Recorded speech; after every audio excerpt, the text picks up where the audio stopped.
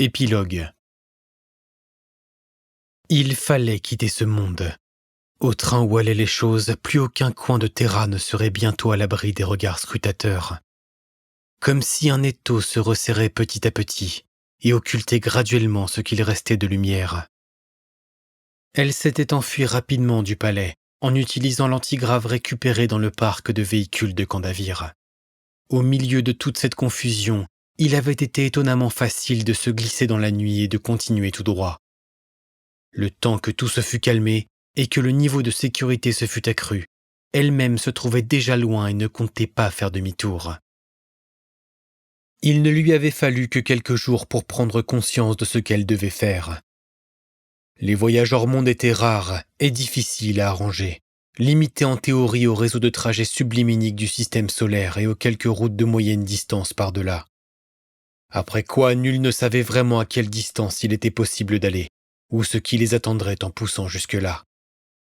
Tel était le grand horizon de découverte qu'il leur restait, à présent que sur Terra, le champ de l'imagination avait été aussi complètement refermé.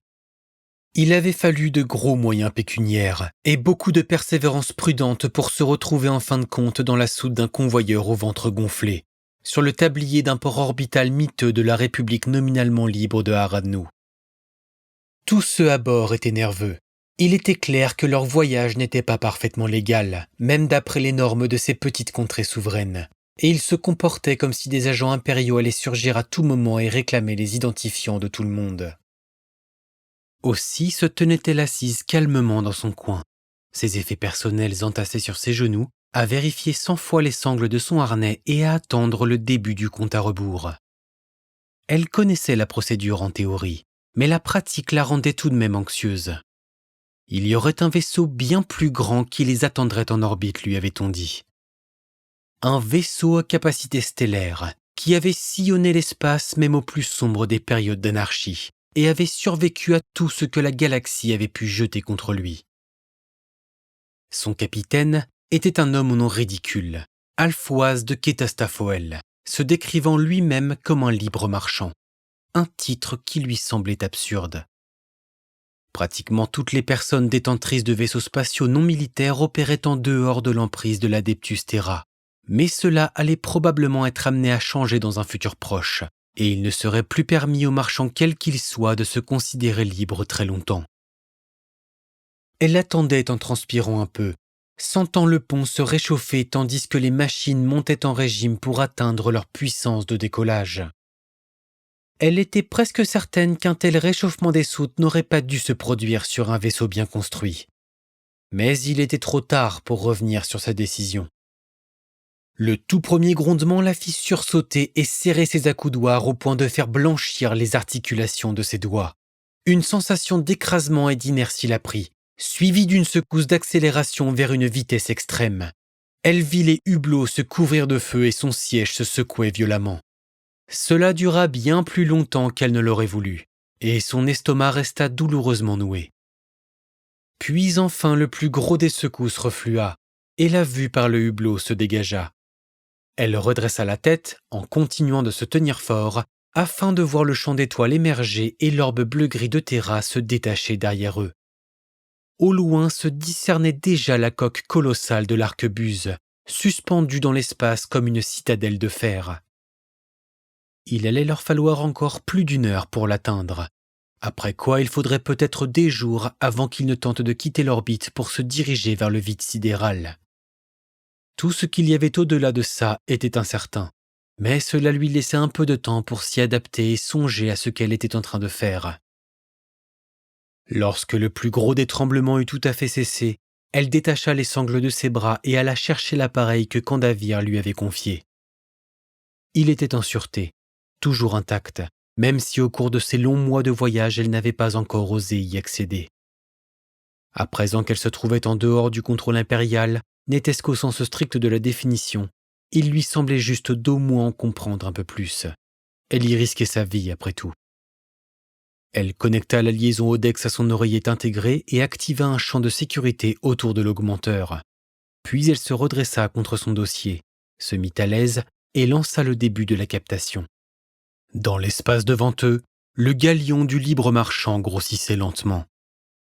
Molandsen, dit une voix qu'Armina n'avait jamais entendue auparavant. Sonore, confiante, nette et distincte. ce n'est pas un nom que j'ai plaisir à me rappeler. Elle poursuivit son écoute. Pour sa part, Kandavir s'était dirigé tout droit à travers le haut plateau pendant plusieurs jours, en parvenant vite à court des quelques provisions qu'elle était parvenue à trouver, et avait commencé à douter qu'elle survivrait assez longtemps pour revoir les terres basses. Il s'avéra que le monde par-delà les frontières du palais était plus amical qu'elle ne l'avait espéré. Les habitants des nombreuses implantations urbaines du massif himalayien l'accueillirent, lui offrirent de la nourriture ainsi que des endroits où loger si elle comptait rester. Mais elle ne pouvait pas s'attarder. Les nouvelles de l'offensive avortée contre le palais filtraient rapidement par les routes de transit et des escouades d'agents de l'Arbitès commençaient à opérer des patrouilles fréquentes. Parmi la populace, le choc céda place à une crainte vigilante, un sentiment que les mauvais jours d'avant n'étaient peut-être pas aussi loin que tout le monde s'était pris à l'espérer. Aussi continuait-elle d'avancer, en se joignant aux foules itinérantes qui sans cesse se dirigeaient vers le cœur battant de l'impérium ou à l'opposé. Des négociants, des généraux, des opportunistes qui espéraient se construire une nouvelle vie et de pauvres airs qui espéraient oublier l'ancienne. Personne ne la reconnut. Au bout de quelques jours sur la route, sa combinaison contre le froid était si abîmée qu'elle aurait pu être n'importe quelle vieille vagabonde.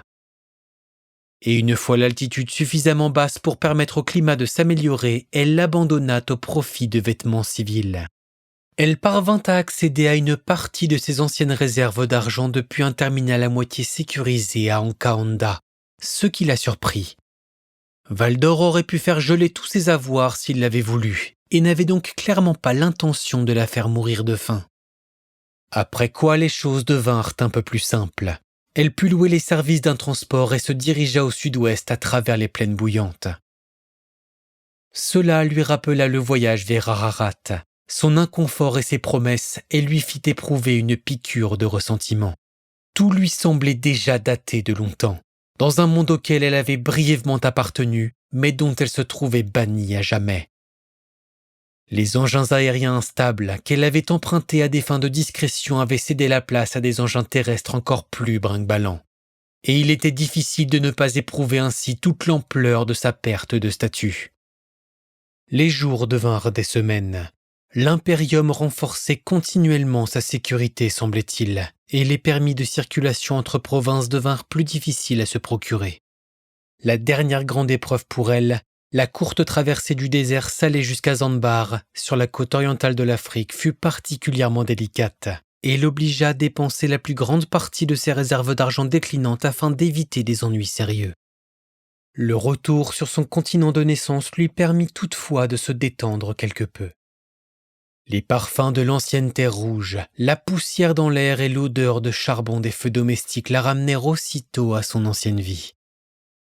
Partout où elle allait apparaissaient des signes de reconstruction, dans les cités de lithobéton lavées à la chaux qui s'élevaient sur les cendres de celles les ayant précédées. Le raptor impérialiste flottait fièrement sur ces endroits. Il pendait dans l'air chaud et sec, prêt à claquer au vent lorsque celui-ci soufflait du nord pour annoncer les pluies. Il commença même à lui paraître agréable de se retrouver ainsi, privé de tout bagage de responsabilité. Elle n'avait aucune influence. Aucun pouvoir, pas beaucoup d'argent et rien que les vêtements qu'elle portait sur elle. Et cela lui semblait être comme un genre de liberté étrange, comme un poids qui lui était enlevé après avoir passé longtemps à le porter. Elle fut de retour chez elle par un soir chaud et humide. L'atmosphère était chargée de sel, portée par la brise vigoureuse qui soufflait de l'est. Revoir ces endroits de jadis après si longtemps lui fit mal au cœur. La reconstruction n'était pas encore parvenue jusqu'ici, et les ruines étaient restées plus ou moins telles que les Ouipas les avaient laissées, sans toit, les bords des murs noircis. Elle remonta l'ancienne rue centrale de leur petite localité dont la poussière s'accrocha à ses bottes et contempla ce qui demeurait de son enfance.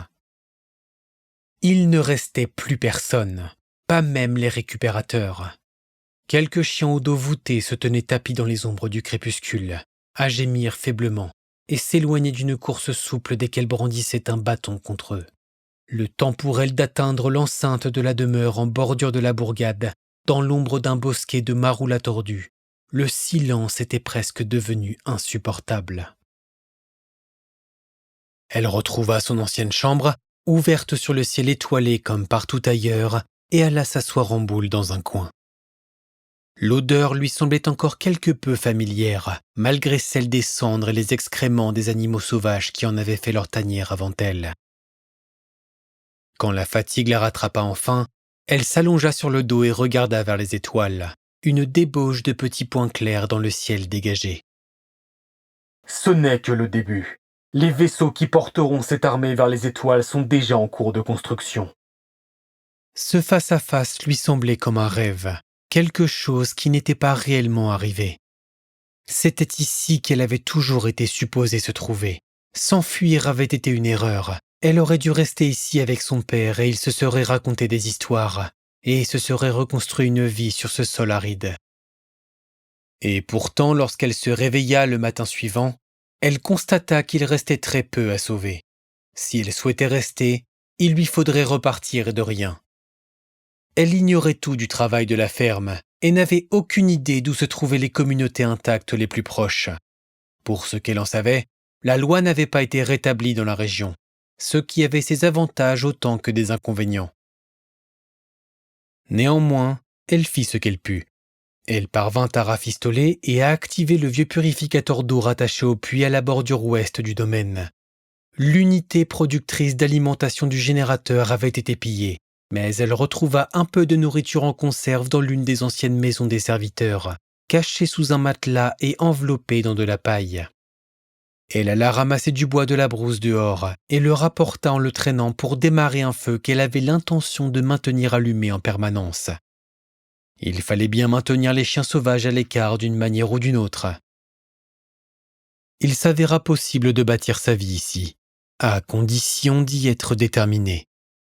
Des caravanes marchandes passèrent de temps à autre, et elle parvint à dénicher quelques objets de valeur qu'elle put échanger contre des graines, de l'engrais, des denrées sèches, même quelques bandes nutritives venues de dépôts de l'armée à la date de consommation dépassée. Elle n'espérait pourtant pas tenir longtemps ici. Ce serait l'hiver dans quelques mois à peine, et quand les pluies viendraient, l'absence de toit s'avérerait sans doute incommode. Elle passait le plus clair de son temps assise dans la vieille véranda, dont le bois pourrissait sous ses pieds, à regarder le gros soleil orange s'enfoncer vers l'ouest, tandis que les oiseaux s'appelaient dans le soir au-dessus des broussailles. Ce fut un soir comme cela, de nombreuses semaines plus tard, qu'elle vit un homme emprunter le chemin vers le domaine. Ses membres paraissaient hors de proportion avec son corps et faisaient pendre ses robes d'une façon mal arrangée. Elle attendit qu'il la rejoigne, sans dire un mot.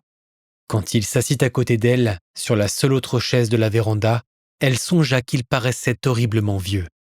Avait-il toujours paru aussi vieux ? « Vous n'avez pas fait grand-chose pour arranger cet endroit, comme des doigts, » dit Ophar en étirant ses longues jambes. « Je n'avais personne pour m'aider, » dit Candavir. « Ah, il m'a fallu un peu de temps, » admit-il en souriant. « Mais je suis parti, comme vous m'aviez dit. Je suis là maintenant. » Candavir sourit. Sans doute l'entendrait-elle lui raconter cette histoire en temps voulu, avec beaucoup de détails embellis. « Je suis contente de vous voir. »« Je suis content de vous voir aussi. » Ils restèrent assis en silence pendant un temps. Alors que l'horizon de l'ouest se couvrait d'or, Candavir soupira. « J'ai vraiment échoué dans les grandes largeurs, n'est-ce pas ?» dit-elle. « Vous aviez raison sur l'essentiel, » dit Ophar en haussant les épaules. « Il y a des soldats partout maintenant, peu importe aux ordres de qui.